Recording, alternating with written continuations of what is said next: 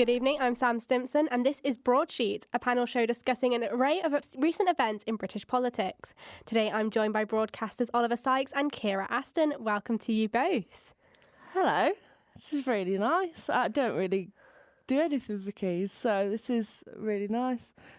It's a nice little place to be in as well. Yes, the radio studio. I don't actually come in this very often, so it's actually really cool. No, to me it's just another part of the corridor. Hi Sam, thank you for having me back. Yeah, you were on the pilot episode, and it's actually going to our first point about the general election, which is probably the most significant thing that might have happened this summer in politics. So I actually asked you back in, was it spring, when you predicted the general election to be? You're very much wrong. Was I? I can't even remember that I even spoke about that now. It's just been such a long summer, and was that just after Easter, was it? Yeah. Yeah. So your prediction was that it was going to be in December this year, after the US election. It came a little bit earlier than that when Rishi Sunak announced it in the pouring rain. Do you remember where either of you were when Rishi Sunak made the announcement? I was in London. I'd been at Downing, just walked past Downing Street a couple of hours before, and I thought, wow, there's a lot of people going in, filing in, you know, where you have to get the security check. And then went to watch a show called Standing at the Sky's Edge. Fantastic show, which is sort of politically related as well. I really recommend that musical. But yeah, and then I said to my parents, oh, can we go maybe back that way? Because I'd sort of seen there was rumours. I think maybe at the interval I checked my phone, and then I was on my phone, and yeah, Rishi Sunak was stood outside 10 Downing Street, and the rain was pouring down onto his blazer, and I was like, it was really not nice. I was walking around, obviously the West End's not far from Downing Street at all, so so I was there, and I went past the House of Commons, Parliament, and so it was quite surreal, really, to be there when in that area when the election was being called. Yeah. Wow, that's incredible. Can you top that, Ciara? No, mine's really not exciting. I was at my other half's house and I got a notification on my phone from X saying Rishi Sunak is going to speak at like 5 o'clock. I thought, oh, I didn't expect that. And then I watched it on the TV, and then obviously it was drenched in rain, as you just said. So one of the big criticisms about the whole standing in the rain was that he didn't have an umbrella, and that he could have just done it in the media room. Why do you think he chose to stand in the rain? Well, I think he'd said about it being tradition that when elections are called, or usually when prime ministers resign or make big statements, that they do it out on the steps of Downing Street, because people tend to know, wow, something big's going to be announced when usually the Prime Minister is stood out there. They don't do it when they're not really making a big statement. But obviously this media room, which the Conservatives upgraded, didn't they, I believe, and I think they spent a huge amount of money on it, it doesn't appear to get the use that it probably should do. I don't see an awful lot of it all the time, but... No, I was a bit surprised when he did it outside. I know it's tradition, but I was quite surprised that he committed to do it in the rain. Yeah. Because it wasn't like light rain. It was very heavy, and he was drenched. His suit was drenched. And especially because they upgraded that media room, that was a bit of a surprise to me. And the fact that it was raining and he looked definitely soggy, his reputation hasn't proceeded to be as established Prime Minister as other former Prime Ministers would, because he called an election earlier than he said he was going to do it, and he called it in the rain. Now, that election on the 4th of July, Labour won a bit of a majority. I can't remember the exact numbers, but it was noticeable before. I can't remember, it's like 3 a.m. when the Lib Dems won one seat, and it was realised that the Labour Party now had that majority. So even if you were at the other counts, you weren't really waiting for anything too exciting, because, hey, Labour have just won. And now we've got Keir Starmer in government, and he's got a cabinet of 22, half of which are women. So they've just established a new record, including, is this the first deputy prime minister? What the role Of deputy prime minister? Is this the first female deputy prime minister? Yes. I'm not too sure. I think so, actually. Yeah, but it's a very record-breaking cabinet. It's obviously the first female chancellor. Yeah. As well. And probably the most women in cabinet for ever, really. Yeah. It felt nice to see that, I think, as a woman, to see that half the cabinet is women, especially to have the first female treasurer. Yeah. See Rachel Reeves go in and become the chancellor is that felt like a moment to me in history, because I was so used to seeing that being taken by males, and for her to get that job, that felt like something. Okay, what do you think about Rachel Reeves saying that she was going to replace all the paintings and portraits of men by men with artwork by women and portraits of women? It's a difficult one. I'd say it's quite. It's an empowering thing to do, but obviously, it's a very tricky one to answer because, I don't know if I fully agree, because I do think that it's history, isn't it? But at the same time, Is it inclusive of all history? that's the point. And she's even getting rid of the urinal in number 11. Oh, I didn't know that. That's interesting. Yeah. I mean, she's not going to use it. Yeah. So that does kind of make sense. But, yeah, I get that. But it's very interesting. As you said, it's just having all men around isn't an accurate representation of history. Yeah. But it'd be interesting if it's replaced by all women. I mean, there's so much more progress for women through this government that I think has gone quite unnoticed.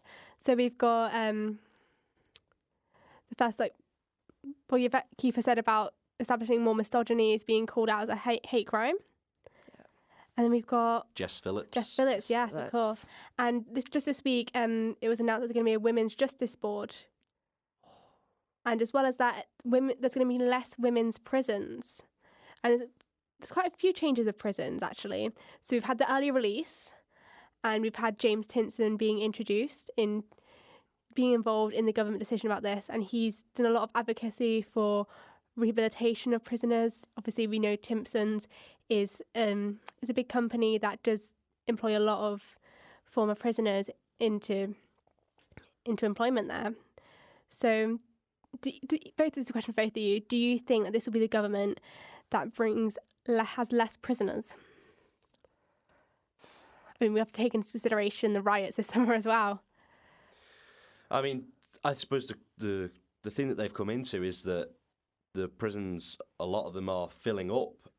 So I suppose with, is it James Timpson? Yes. With him sort of coming in to his position, it's his way of how we dealing with prisoners. Are we going about it the right way? The rehabilitation, etc., etc. I mean, it's ambitious of them, and prisons are there for a reason. Yeah, I don't know how to answer that question, because it's kind of a sort of looking into the future, and it's one of those things we could talk about this in the same way with the NHS. Like, how are they really going to fix it? Are they going to reform it? Because as I think Wes Streeting said, it's currently broken. Yeah. There's a lot for them to fix, and it's difficult times. Obviously, I'm sure we're going to touch on the sort of 22 billion black hole that they've found in, is it the public sort of finances and stuff. Yeah, I just wanted to touch on an earlier point. So was Jess Phillips is a minister, I think, isn't she? Yeah, she's the women's minister. Yeah, was her position, was that, because it's violence against women and girls, I think, is the area that she covers. Was that already a position, or is it a newly created position? I'm pretty sure it's a newly established one. I believe so, and I believe this is down to the work that she's already done in this area. Obviously, she's the Birmingham Yardley MP, so she's done quite a lot of work, especially in the Midlands around it, and I think that role has been created to sort of hope she can do something about it on a national level. So as Labour are bringing this, as the Labour government are bringing the cuts, and there will likely be a protest from the MPs. Now, we saw over summer that 7 MPs, including Salford's own Rebecca Long-Bailey, voted in favour of scrapping the 2-child benefit cap. Do you think that Labour, with their big majority they do have, can they afford to suspend other MPs over the winter fuel payment debate? Well, I think they can because they've got a sizable majority. They obviously, they need their members to toe the party line. And if they're not voting with policy, then that is, that's the point of the whips in Parliament to enforce party discipline. Obviously, if they're going to have huge rebellions, then that does put into question, the leadership and or the policy of the government. It was interesting to know, though, it wasn't on the 2-child benefit cap, but when it came to conference, which has just happened, that the leadership, the Labour leadership, I think, lost a motion at conference on the winter fuel allowance. I think it was on the winter fuel allowance. So, it's that thing that you can have a sizable majority, but if the likes of conference, if they sort of have their say, it does sort of show that maybe, Ciara and the rest of the cabinet are not always sort of listening. Again, they've had a very difficult thing to inherit from the Conservative government, and we've had COVID, we've had inflation, etc., that has made the public's purse really sort of tight, yeah. So obviously there is a 22 billion black hole, and next month Rachel Reeves will give the talk, and she'll give her October budget, which we're slowly figuring out as she goes along about what she's going to cut, and she's going to keep the triple lock on tax because Labour are the party of the people. But do you think that Labour are the party of the pensioners this year, even though Keir Starmer did say that Labour are the party for pensioners?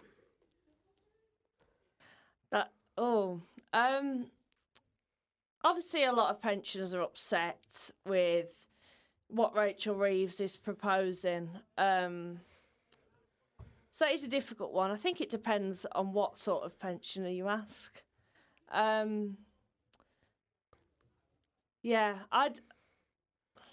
wouldn't.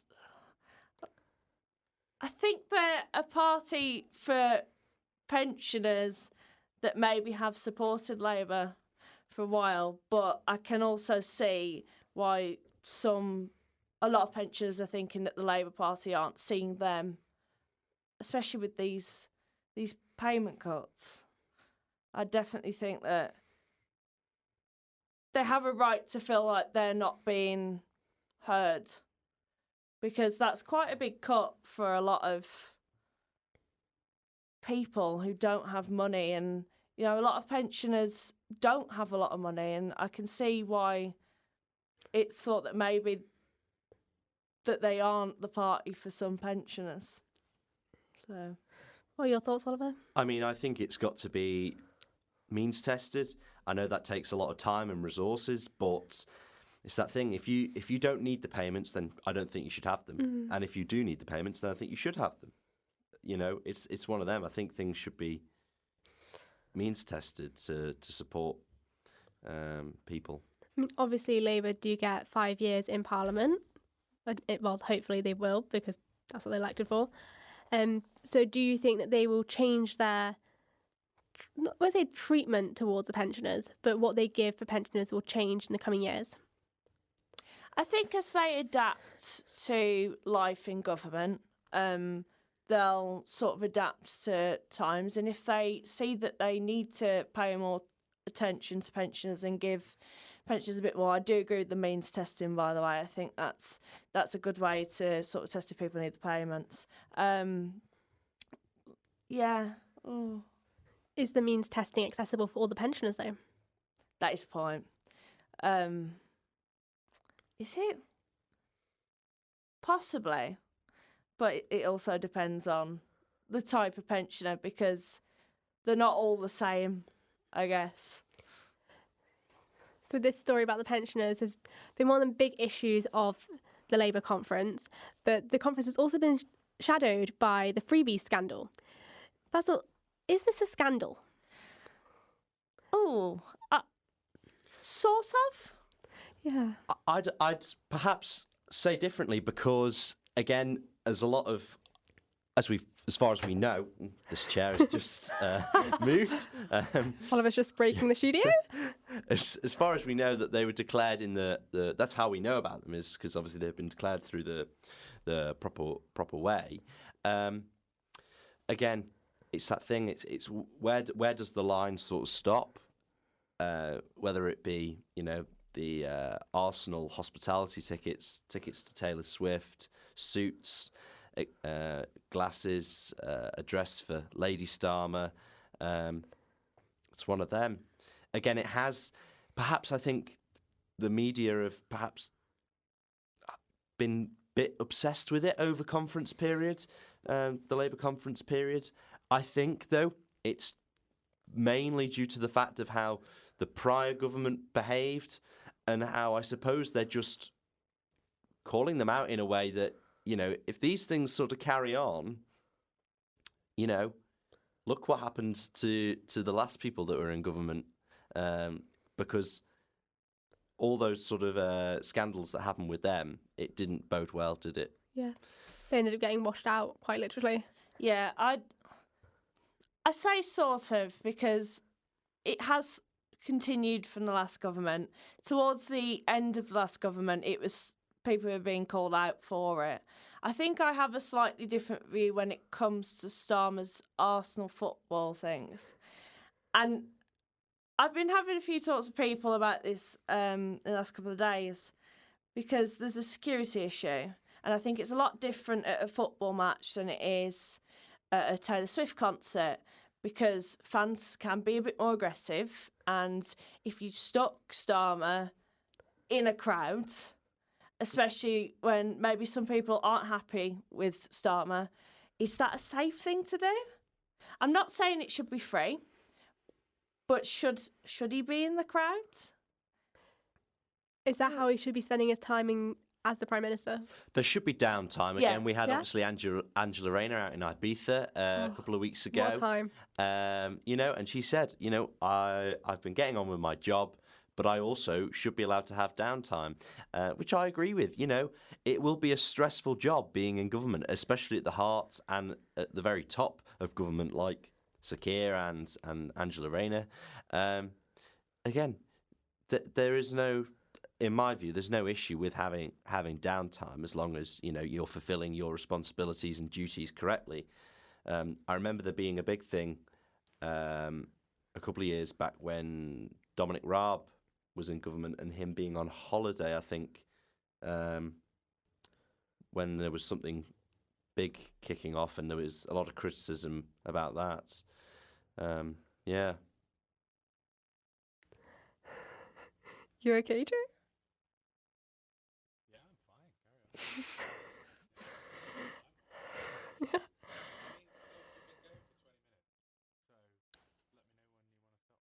Oh, yeah. Oh, I mean, I could just talk about politics all day. I don't know about you.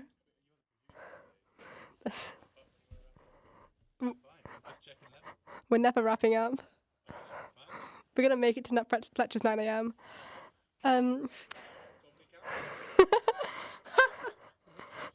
That would be a good idea. Yeah. Everyone wants to tune into 24 hours of politics. There's so much more I could say about Keir Starmer and this whole, shadowing the Labour conference. But then he is just being so honest. And is that what the country needs? An honest government? And do you think he is being as honest as he could be? I'd say he's been pretty honest so far. There's not really anything I'd say that he's been truly dishonest about. And I think there seems to be a different vibe around this government than previous Conservative governments, and it just seems to be, I remember, this is going back a couple of months ago, but when Ciara was first elected, there was people on Twitter going, the adults are back in charge, and we're being spoken to like adults. So, yeah, I don't know. I mean, as you mentioned, it's different to the Conservatives, and the Conservatives themselves. They've got their conference coming up this next week. Yes. And they've also got their leadership contest. So we've kicked out, is it now Mal Stride and is it Priti Patel's out as well? Yes, yeah. So two of them are out. Nigel Farage actually criticised the four remaining in the leadership race. That is James Cleverly, my mind's gone. Kemi Badenoch. Yes, Tom Tugendhat and Robert Jenrick. Yeah. Yes. I wouldn't say any of them have a clean slate. There's a lot of mudslinging going on. Yeah. Go on. I think they've all been sort of involved in the previous governments. So I think party conference for the Conservatives in Birmingham starts on the 29th of September. Sounds about right, yeah. Running through to next Wednesday. So I think that's the 2nd of October. So it'll be interesting to see what they discuss there, you know, who's there, and yeah, which direction they go, because they're at a crossroads at the moment, and if they want to get themselves back into government, then they've got to get themselves worked out and get a good base, and yeah, we'll have to see, won't we? Is it possible they could go for Reform?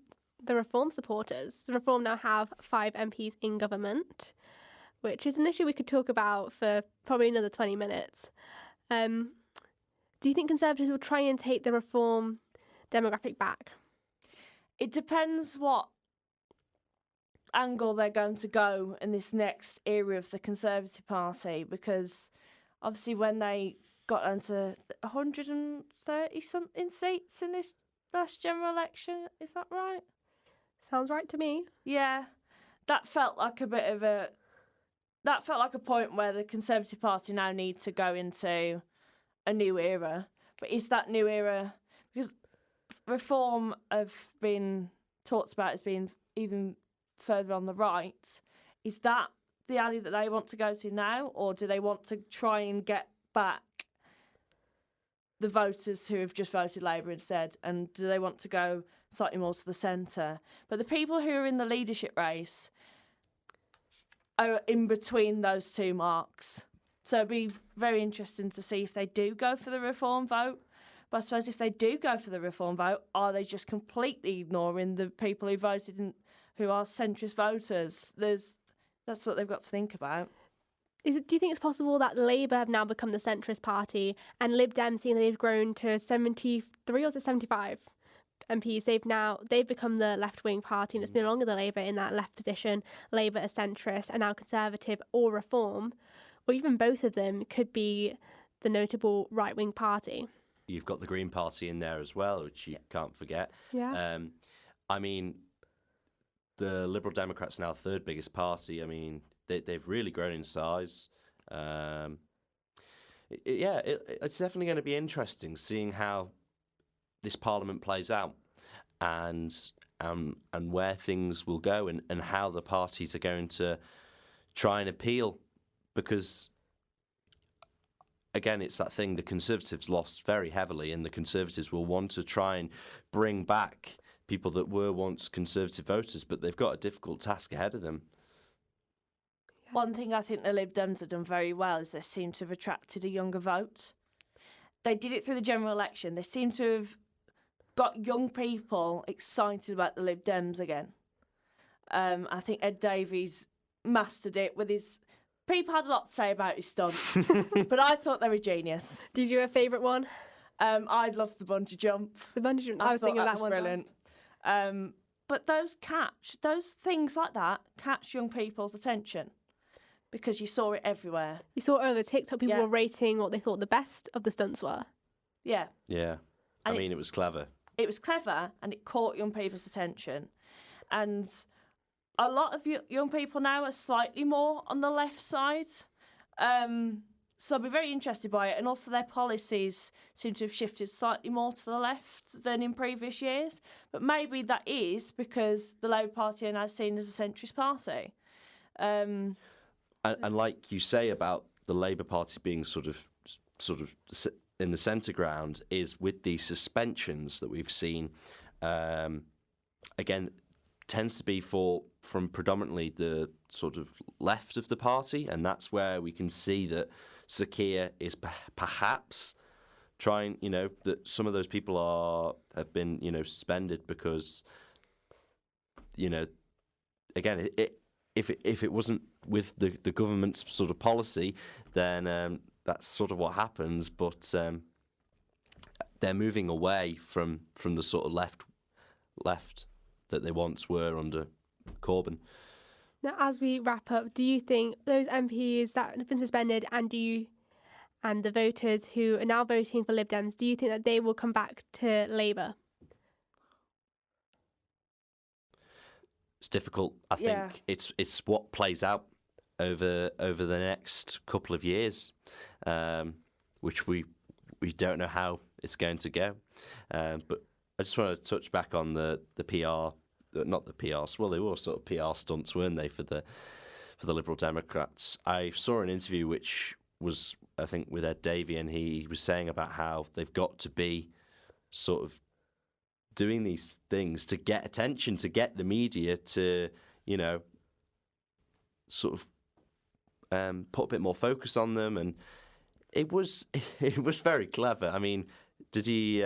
Was it in Brighton, the conference? Yeah. And he went in on a jet ski, didn't he? Yeah. And then he was singing on stage. He was singing as well. ABBA at some point. Yeah. So, I mean, if not, it does make good TV and good entertainment watching these things unfold. Did either of you get to see the Ode to Liz at the Lib Dem conference?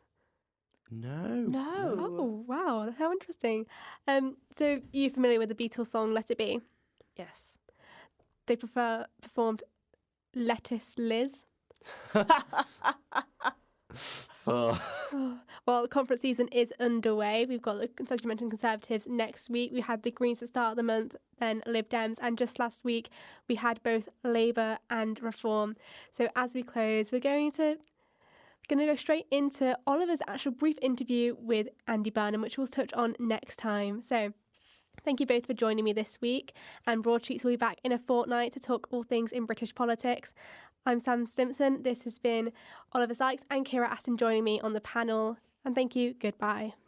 So I'm here with Andy Burnham outside the Labour Party conference.